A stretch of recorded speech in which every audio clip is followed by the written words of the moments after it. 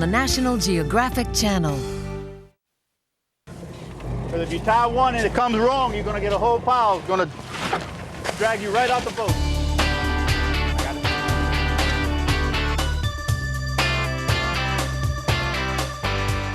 At the southernmost point of the United States, it is the beginning of lobster season. Hundreds of thousands of spiny lobsters are caught annually near the beautiful Florida Keys.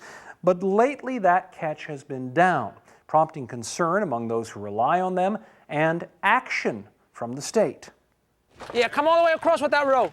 I mean, you're doing it good like that, just come all the way across this way. Like that, and put it straight, like that. Late afternoon in the Florida Keys, and the lobstermen are hard at work.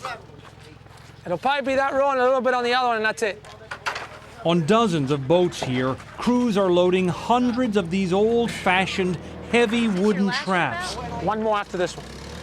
And tomorrow, by 4 in the morning, they will head out to drop them. No, ese es el último. That's the last one right there. That's it. We're done.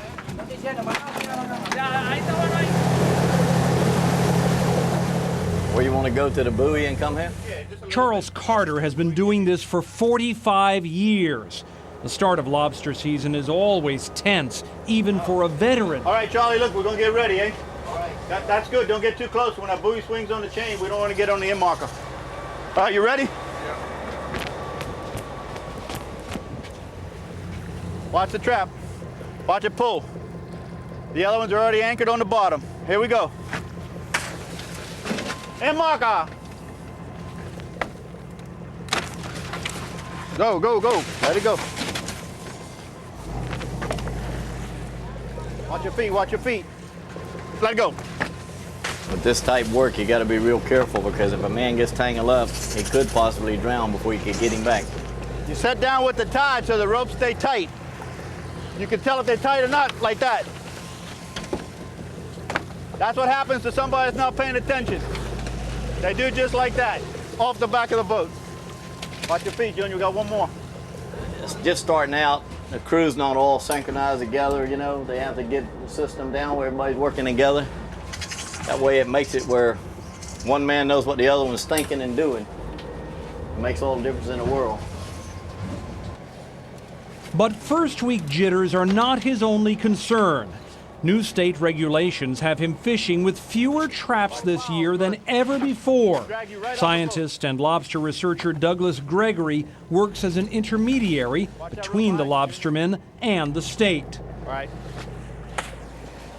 Well, the state of Florida in 1993 initiated the Trap Certificate Program, and the main purpose of that program was to reduce the number of traps in the fishery by at least half.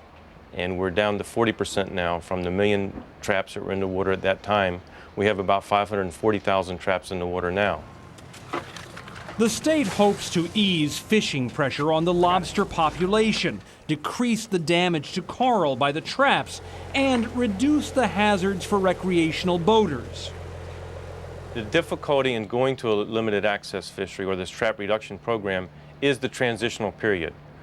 In the long run, most economists that do the analysis look at the long run, they'll tell you that the profits will be much greater in the fishery and there'll be less fishing mortality on the resource. In the short term, as the fishermen lose their traps, they see their capability of producing being reduced. It is a profound concern here. The early signs for this year's harvest are not promising, and last year was awful. Several of the boats up east of there wasn't finding much today. They were very limited on what they were catching in the traps. Well, the last crawfish season was one of the poorest in 15 years, and that followed 3 or 4 years of some of the best fishing seasons that we've had. Another poor season could bankrupt some of the fishermen. Charles is dropping his traps and crossing his fingers. We got traps scattered out 50 miles. So, I mean, if it's on this north side out here, if they out there, we're going to find some somewhere. Commercial fishing in the Keys often appears romantic and quaint to outsiders.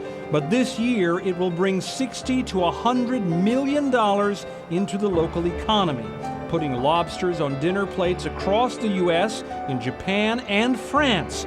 and the hard work of lobstermen like Charles Carter will drive it all as they navigate the changing tides and times. No one has established why the number of spiny lobsters is dwindling, but fishermen say hurricanes and even much smaller storms can hurt lobster populations, and they suggest weather changes may be partially to blame.